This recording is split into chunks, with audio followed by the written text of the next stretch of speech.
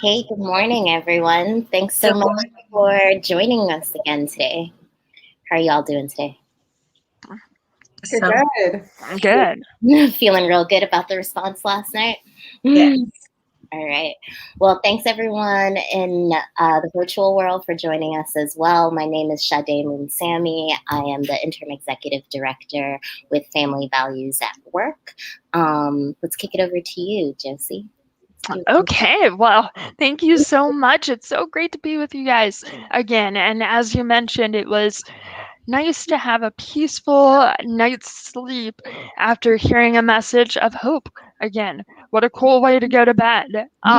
So I'm Dr. Josie Badger. I'm from north of Pittsburgh. I'm a person with a disability, and in particular, I work supporting paid family and medical leave with an eye on the disability community. So there's so much cool stuff talked about last night. So I'm passing it over to the next person. Dawn? I'll go. Hey, good morning, everybody. I'm Dawn Huckelbridge. I'm Director of Paid Leave for All, which is a growing collaborative of organizations who are all fighting together to finally pass paid family medical leave. So I'm happy to be here again. I guess it's me. Hi, everybody. It's so exciting to be with you all again today. My name is Chineva Smith. I am the senior organizer for the Wisconsin chapter of 9 to 5. So with 9 to 5, we focus formally on policies and anything that has to do with working women, working families, working women and children. So one of the biggest things that I focus on is in regard to paid leave as well as childcare. Awesome. So we heard so many things, so many great things in the proposal last night, from education to paid leave, permanent paid leave, hopefully, child care, criminal justice reform. Like, what really stood out for you all? What did you hear last night that really resonated? I mean, all of those things. And just to, like, again, starting from the beginning, what I thought was so cool was, of course, that historic visual of, the two women up there with him. And it's something that, I'm passionate about. And what I thought was so interesting is it was making history and sort of that representation and that visual. And it's also making history in terms of what was on the agenda in the speech. And I don't think those things are a coincidence, that as we have a more diverse Congress, as we have more lived experience, more diversity, more women in office, that the agenda and the conversation changes. So that was really thrilling for me. And of course, the commitment and the shout out to leave. Mm-hmm. Yes, to piggyback off of Dawn. So again, everything. So this is finally a chance that all the American people voices are being heard. And then instead of it just being a talking topic ongoing over and over again, the plan of action and execution. So I'm really excited, especially when it comes to education, what that looks like. Every person in this country deserves the right to education. Every person in this on this nation actually deserves the right to making sure that we have affordable health care and options to make sure that care is at the top of the priority because of the things that we are going through. And then the investment in our future of this nation, the children. So that was really more exciting. Like, I really had to take my asthma pump a couple of times last night because I'm just like, wow, we are really moving. It's one of those moments that, you feel that we never thought it would come, but it's here. And so the overwhelming feeling of joy, looking around and seeing other people's reactions, and just that I think America finally has got hope that it can grasp on now. So it's really promising. I'm really happy to see people around me happy about the decisions that were made and that will be going forward. I think I was so focused on the emphasis placed on caregivers. This has been a group that has been overlooked and yet is truly the backbone of America. And often it's women and people of color who are serving in those capacities. And so highlighting those roles, showing the importance of those roles.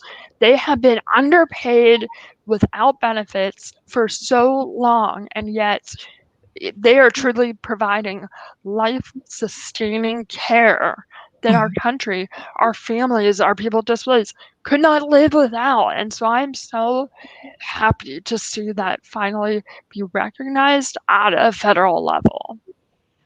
Agreed. My first reaction to the speech last night was one that I could watch it with my 11-year-old daughter, and for her to like see that representation, and then for her to like, I feel emotional, for her to then like hear the issues that her mom works on, and she's like, this is what you've been fighting for so long, Mom. Like, and it just made me pause thinking about all the organizers, all the families, all the workers that have been in this fight for decades, trying to see these policies at the forefront. And I just like, I didn't think I was going to get so emotional when I watched like the actual words come out of his mouth, and with like two just strong women leading behind him. And to see the impression that it was going to make on my daughter. She was like, so does this mean you don't have to pay for college anymore? I was like, let's see what happens. And it was just so profoundly impactful to have that generational moment for them to be able to also see this future that we have all been fighting for. As you all see these policies come to light, what do you all think is going to be important for working families to really know about these like laws and legislation at hand? And how is it going to impact our communities? I would say, for starters, educating the community, because unfortunately, there are many individuals that were unable to watch last night's speech, and are out of touch with what's going on for this nation, because there was a loss of hope. They disconnected from it. So first and foremost, I know with my job, what I would need to do is reconnect individuals, making sure that I'm holding myself accountable by educating anyone around me, whether it's the left side of me to the right side of me, front or behind me, on what's going on, because what you don't know how to apply it to your life. And then also giving back that hope to others, that your voices are all have been heard, and that not only this is not a time for us to just lay back and relax, that we still need to work hard and continue to fight, and making sure that we all are still going out there to continue to vote, because we don't want this just to be a Biden administration thing. We want this to be everlasting for the rest of the duration of the nation, to be honest. So actually helping other people know how they can get more involved from platforms like this, sharing it on social media, again, reaching out to the community to see where the discrepancies are or the disconnect is, so that we can reconnect everyone back together again. Agreed. Yeah. Oh, go for it, Josie. That's the funny thing about virtual conversations. So what I think is going to be, I hate to say a hurdle, but huge change, is there's going to need to be a cultural shift in our workforce, in the way businesses are conducting business. We are looking at re-empowering, giving energy back to families. And I think especially during COVID, we have been almost punishing families. As people are taking jobs, they're saying, nope, you can't leave, even if you're sick, even if your child's sick. And so people have it in their minds that work comes first. And I think work is obviously vital for the success of each person and our country as a whole. But I think that we are going to have a shift in the way we think about work and family life, and that we can come back and support our families how we've always wanted to. How cool is that? Yeah. And I think, just to add to your point about how the pandemic in particular has forced this reckoning, and I think that's something that we see in the way the president is rolling out these plans that we're really emphasizing, is that there is not a jobs plan and a families plan. There is a plan to build back better, and you need both jobs and families, and they're intertwined. And I don't think, obviously, we're not there yet. We have a mountain of organizing to continue to do, and a continued outreach and storytelling and pressure and work. But I do think that this pandemic has forced more people to confront that tension, and that the ways that we've been working just don't work. They're not serving us, and people are falling through the cracks, and it's not sustainable. and it's not good for the whole. Individual families are suffering, unimaginable tragedies, but they were also years ago, and that's not new. This has been a care crisis in the making. So I feel like it is our job now to take that tragedy, to build back better, to create something new. And I'm excited to see the administration put some muscle behind these plans and behind these commitments to really get them done. And we're going to have their back. And there is a path to making history and to passing some really transformational policies this year. And I think it's on all of us to get it done. Agreed. I definitely think it's key to really focus down on education and outreach. Like, call your mom, call your sister, let them know like this is happening, and really get the word out in the communities, especially the communities that don't often tune into a joint session or a joint address, to let them know that this is going to be available. Thinking about what we saw in paid leave last night, Dawn, can you tell us like a big overview of like what we saw coming down on paid leave from the joint address, and what's going to be important from all of you for us to focus on when it comes to paid leave to really make an impact on our communities? Yeah, so it was historic. This is the first time a sitting president has made a real robust commitment to comprehensive paid family and medical leave for all working people, which is the mission of Paid Leave for All. So we're thrilled, and now we just have to get it passed. But the plan, we're really thrilled with the plan because it is comprehensive. It'll be for all people, and it is for working towards 12 weeks over a 10-year period, but the goal is 12 weeks for all people for if you welcome a new child to your family, if you need to take care of yourself and heal, if you have a serious medical condition, or if you need to take care of a family member. And there's a couple of things that I think are really important to point out in terms of sort of the strength of the policy and how it is inclusive and equitable. There's a few provisions. Progressive wage replacement, which means that it's not just one sort of standard for how much pay you take home when you're taking that leave. For low-income workers, it's a higher percentage. So I think that's important to note, because obviously if you're a low-wage worker, you're not making enough money as it is, and you cannot survive on just a little tiny portion of your paycheck. Exactly. And also, they are looking at an inclusive definition of what family means. So chosen families. So I think we all know that families look all kinds of ways, and it's not just about blood, or it's about affinity. It's about mutual aid and assistance, and it's about love. So I thought that was really important to note too, that, we're proud of what they put out, that it's learning from a lot of the kind of proposals that have been developed over the years and improving and putting out something that hopefully will be accessible and inclusive and something that we're proud of. So they're investing $225 billion into this program. And we need that. We need to fight for every dollar. And we need to make sure that this passes in Congress, and that they hear from our representatives and senators, hear from every one of us about how this will make a difference in every single person's life. It'll give you peace of mind. It'll give you security and things that families haven't had for far too long. Josie, Chineva, like, what are you all thinking in terms of what you want to see in this like paid leave policies to really make it accessible to your communities? What I first come to think of when he was speaking in regard to paid leave, I started thinking about the families currently right now. How many families have had to sacrifice their child's health by sending their child to school because they were so worried about their income, so worried about their job. I think about the trauma and the afflictions that you have from making a choice to pick your employer over your family just so that your family can be surviving, or just to, I wouldn't even call it surviving. You're just living at that point, and living on the edge.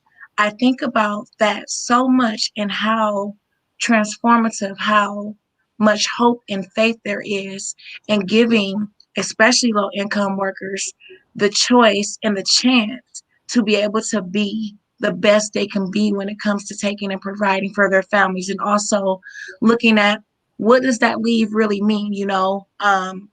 We had past definitions that were limited. So again, with different terms of family. So it could be I adopted someone, or I have a foster child, and they get sick, or I need to take off from work because I need to make sure that they are going to their appointments, or if there's something legal going on. So what does that define, and how do we keep investing in families? Because at the end of the day, what it all boils down, you go to work, you go get an education, you make sure that you're the best individual you can be, because you want to make sure that you are being reflective and being an example for your family. So we really can't say that all the things that we do, we can't say that we do it for our family if we keep sacrificing our families in order to make things work. So I think this gives us all a chance. One of the most biggest things is the wage replacer. Everyone's always worried about, I can think of my best friend right now. She injured herself, and how hard it is to see someone who has worked her butt off all her life, and then to have this roller coaster of, I don't know if I'm going to be able to go back to work. I don't know what type of work I'm going to be able to do. And I don't know how I'm going to take care of my children. So we're healing a lot when it comes to paid leave.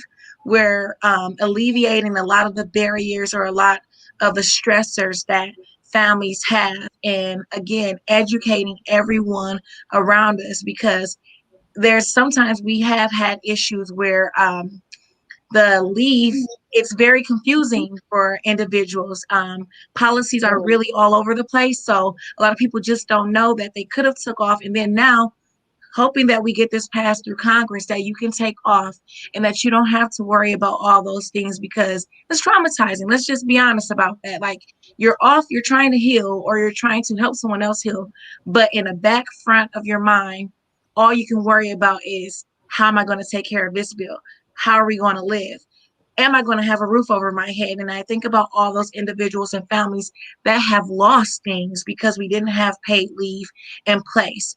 And then also thinking about what's going on with COVID, just to have that security blanket that while you are doing your quarantine, you have an income and you're able to truly rest. Let's see what that outcome looks like, where people are able to really truly heal, like giving the time period. So that's going to look really different. I'm really excited for how that looks for the future for our country. And I'm just rooting that we get this passed in Congress. I think from the perspective of the disability community, many of our families are dealing with so many things at once. Most families who have a family member with a disability are not able to pursue those jobs that already have paid family and medical leave. And so these individuals are not only dealing with disability, which in itself is expensive, but they're also dealing with a lack of time off to care. And so, as I think we might have mentioned our last conversation, people are not making sure that they're healthy. They are not taking time to heal or help others heal. And so we are currently in a situation where individuals are getting sicker because they're building up, they're racking up, not seeing their doctors, not getting treatment, not supporting each other. And so I think it will be amazing to allow all families, no matter if they won the job lottery or the job boss lottery, that they all will be able to take care of themselves and their loved ones. I kept thinking about that yesterday.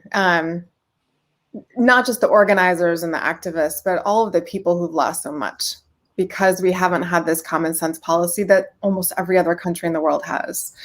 How many people, as you said, Josie, haven't gotten diagnosed or treated or cared for? How many people had to, not be with their newborn baby or a new child that joined their family? How many people have not been with a parent who is dying? And that's not unique to COVID. That happens all the time. And it's something that perhaps we've started to normalize, but it's not normal. It shouldn't be how we live. And it's high time we caught up with the rest of the world. Agreed. Don, I like how you call it a common sense policy. I love that. Yeah. It's common sense. I think for all of us, like just even living in this country, watching family members struggle, like, and watching family members not have the time off, or watching, like for me specifically, why I've gotten involved in this fight was watching legislation pass that didn't include me and my family or me and my loved ones. As someone who is queer, I was fighting for DC paid leave, and I was like, so can I take care of my partner with this? Like, am I also included in this legislation? Because I want to be by her side when she's sick. And when we think about these policies, not all policies are created equal. And not all policies are created to truly serve our communities and what our needs are in this moment. And so I'm really looking for robust wage replacement, really looking for accessibility to these policies and who will be able to access them, really looking for a social insurance model. There are just some key things and key benefits that I want to see come through in this. I think the other piece that is going to be key to all of these policies is how they're going to be implemented, right? And what the outreach is going to look like. Have you all thought about like ways that you really want to see these as they come down be implemented in your communities? Like what's going to be effective to really get the word out? I mean, I think it's going to be, as I said, a mountain of work to get this passed, but I believe we will. I believe it will come. And then I think it's another mountain of work to make sure people know about it, can access it, that they know their rights, and that we're working side by side with the administration to get the word out. And I'm excited for that, honestly. I'm looking forward to that because that's when we're, that's like the fun part of the victory is making sure people can have it. And I just want to say, we're talking about a common sense policy. It is common sense. There's no controversy here. This is something that's good for business, that's good for everyone, good for public health, good for, economic recovery and long-term security. But also what I think is important to say is that, I want to say I support so many of the care policies, all of them. We need childcare, we need long-term services and supports, we need all of these investments. But because I work in paid leave particularly, I'm going to say a couple things about that. Senator Gillibrand always says this is an elegant solution to kind of like the crises we've been facing right now. And I love that because it's so true. It's something, we dealt with this health crisis, paid leave would help. We're dealing with this economic recession, paid leave would help. We're dealing with deepening gender and racial inequities in this country and a real reckoning about that. Paid leave would help. We're looking at a caregiving crisis. Paid leave would help. It's something about disability rights. It's something that would help essential workers. It would help military families and small businesses. This is something that I think would unite this country and like help all of us and bring us together. I wanted to expand on the point about common sense. Like it's common sense. And it's brilliant. It is the silver bullet to the problems we have. So I'm just excited and I'm looking forward to working with all of these communities to help get it done. I feel like we need t-shirts that say paid leave will help. Yes. I feel paid leave will save us.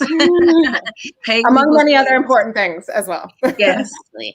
I was really, we've seen so much come down over the past couple months for childcare, and to see him discuss childcare and the needs, like that 7% cap on what families should actually pay. Like childcare costs have become so astronomical. It's like, so we're paying college tuition. This is where we're at.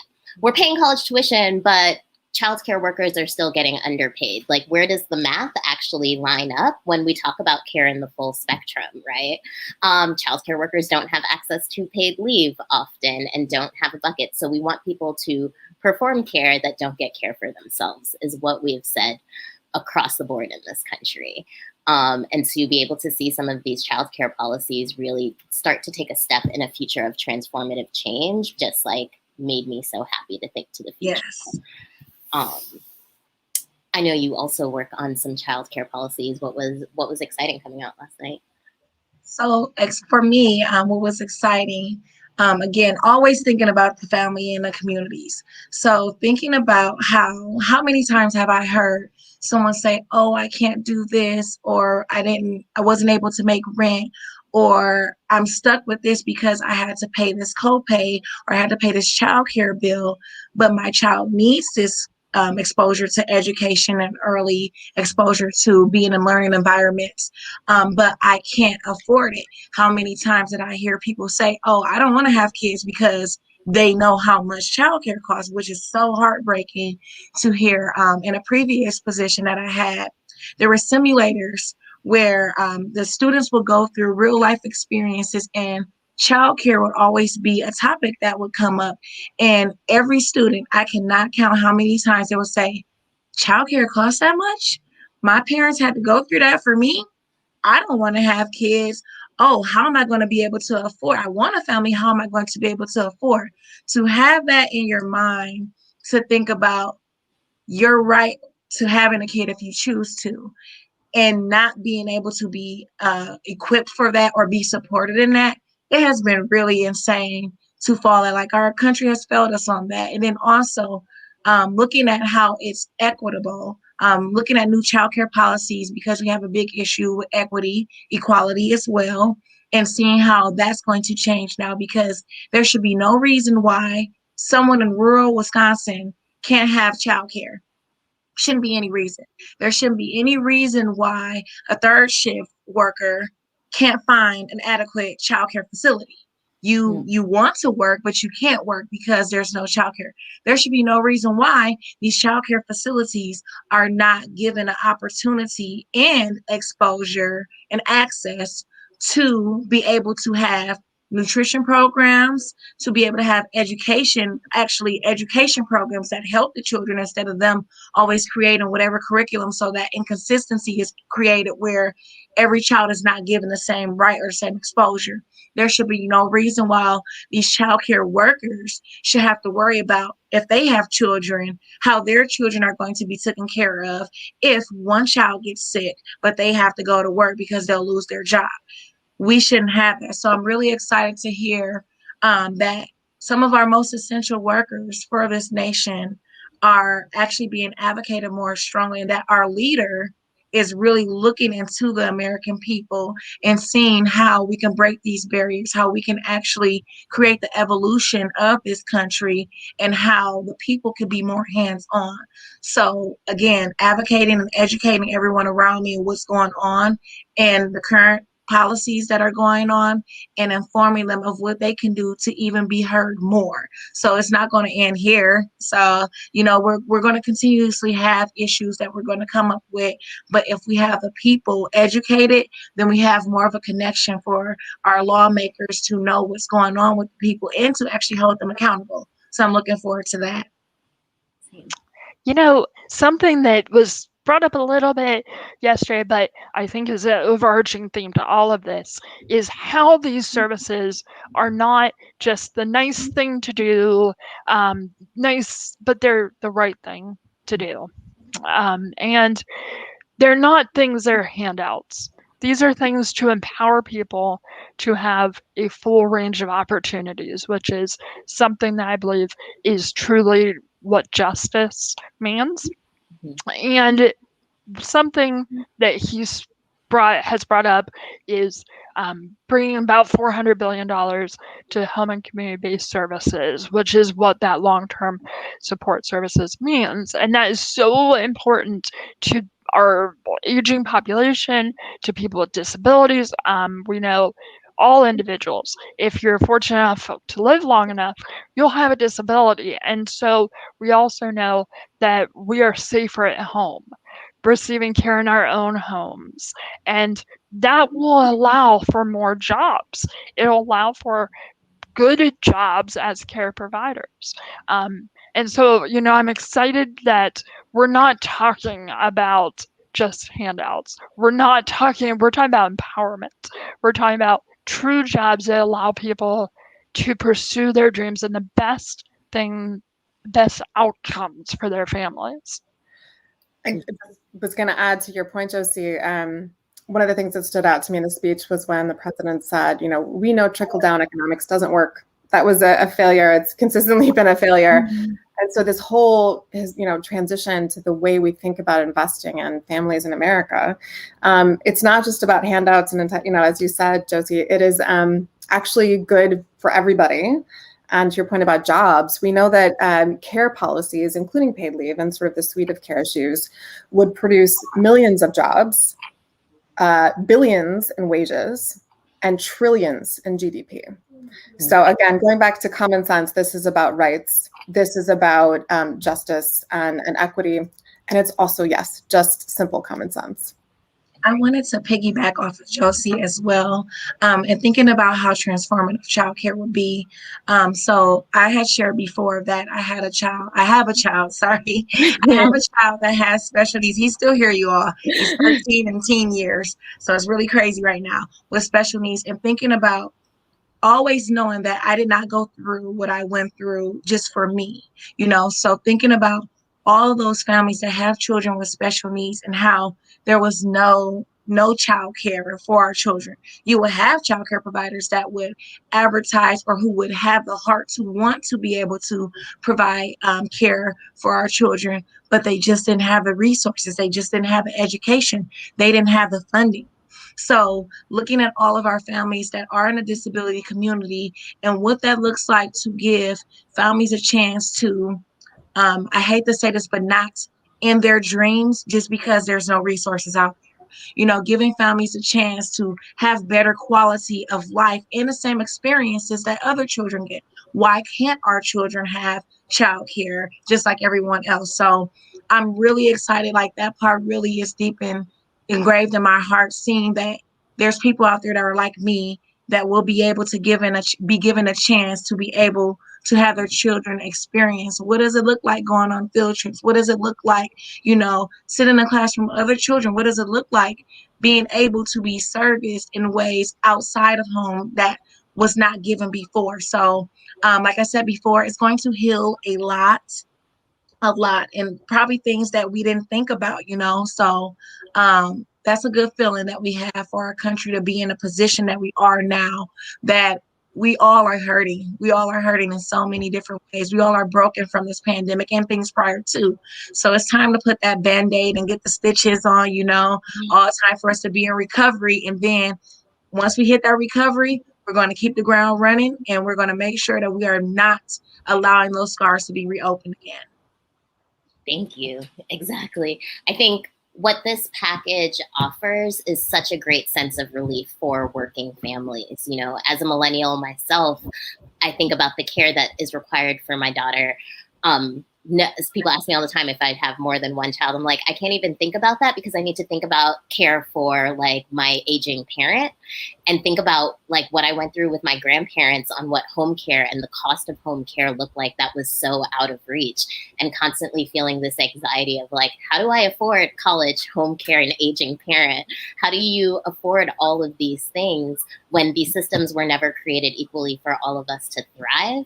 And seeing policies put in place that says, no, every American family should thrive. Every family has the right to thrive, and every family has the right to sleep peacefully at night, to know that they are not going to lose out on economic standings and wages, and can continue to grow wealth for their families, and protections for their families were just key to me. So we're all excited. Lots of good things moving. What happens next? Like, where do we go from here? We keep fighting.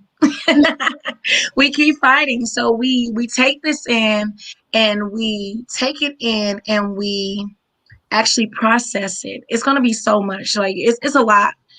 Everybody's going through different things, and there's going to be, of course, apprehension. But we need to soak and take it in, and then also not give up, continue to fight, because there's going to be something else that happens. There are going to be other things that we do come across that we're going to have to keep pushing for. So like I said before, this is not a time for us to relax. It is a time for us to enjoy the moment. It is a time for us to be happy, but it's also a time for us to continue to fight and stand up for each other, not just because my family's going through something doesn't mean that I shouldn't have compassion or care about what the next family is going through. We're all in this together. So continue to make sure that we are encouraging unity, and that we really need to keep this division from the country. We need to kill that vibe because it is so annoying. It's so predated. So we just need to get rid of that and focus on how we can invest in one another, make each other better, advocate for each other, support each other, and actually get change done. And I think that starts with getting this passed in Congress. So I know we all here on this call are going to be fighting and working hard in the weeks and months to come. So I would just say to people listening, you can start by following all of us, I'm sure, but paidleaveforall.org. You can go to our website. Just to take one quick step, go to Take Action. In 30 seconds, hit a button and contact all of your members of Congress saying that you want paid leave. So there'll be lots of events coming up. I'm sure all of our organizations are going to be reaching out with sort of actions you can take, and it's going to take every single person listening and well beyond to get this done. Yeah, I think that it's following up as advocates and as maybe for the first time, people are calling that legislator and saying, hey, like, I support this. You know, I'm your constituent. Please support this too. And so it doesn't take a degree, it doesn't take a job title. Your voice as a mom, as a daughter, as a sibling, as a worker is just as important, if not more important than the rest, than even us here on this call. Because those constituents, those people keeping America running is what's going to get this done. Josie, I want to piggyback off of you. I love what you said. So everyone out there, make your legislators know you. They will not have their job if it wasn't for you. So you have that right, no matter how many times you have to ask for meetings, no matter how many times you have to walk into their offices, no matter how many times you have to get your family members, your friends to come, make them know you. Make them know your story. Make them hear you, and then push them and hold them accountable for change. Absolutely. They work for you. So, exactly. And this is the time now than ever for everyone listening to get your voices heard and make sure this passes through. And it passes through with all the parts that we want to see, that we know it's going to make it equitable for our communities and that our families and our friends are seen in this legislation. So as all of my colleagues say, all of my friends say, like, continue to fight and make your voices heard. It has been such a pleasure to be in this conversation with all of you all today. And I am so grateful for the work that all of you all are doing, all of the organizers I see in the chat and workers in the chat doing. This is how we got here. And the fight is really just like it's beginning, and we are going to go hard, and we are going to make sure that this passes through. So thank you, as always, to all of you for joining, and let's keep up the fight. Thank you. Thank you.